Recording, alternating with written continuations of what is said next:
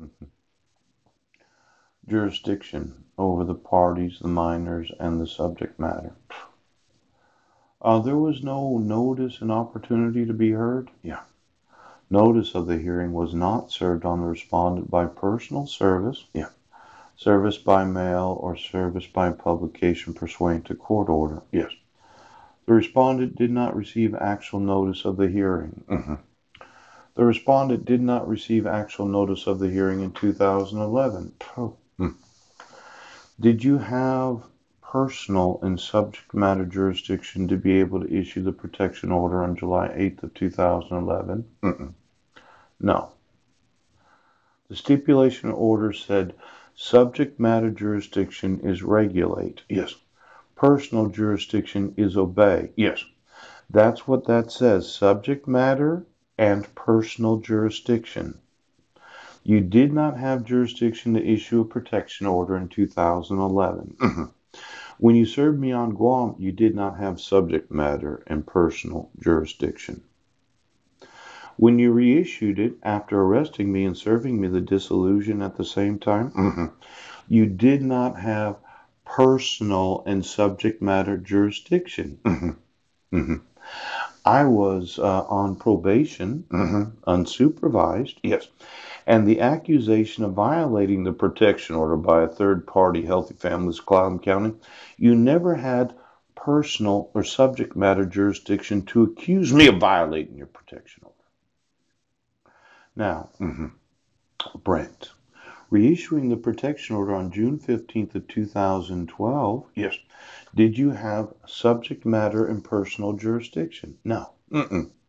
Now, the stipulation order was issued on November 29th of 2011. When did you get subject matter jurisdiction to regulate? Yes. The contact between myself as Mr. Budnick, yes, and his wife and children, yes. When you got the stipulation and order. When did you have the availability of violating my right to qualify for the expungement of my criminal record? You never did. See, once my record was expunged, yes, you never had subject matter and personal jurisdiction to issue a protection order. Now, all of the protection order, no contact order, restraint provisions of diversion was in the jurisdiction of Guam. You as a court have never had subject matter and personal jurisdiction. When did you have subject matter and personal jurisdiction to issue the dissolution of marriage? When I arrived in Washington State on January 7th of 2012, yes, you had subject matter jurisdiction to regulate the contact between Mr. Budnick, his wife, and children. When did you have personal jurisdiction? Yes, to issue any court order other than a no contact order. January 7th of 2011.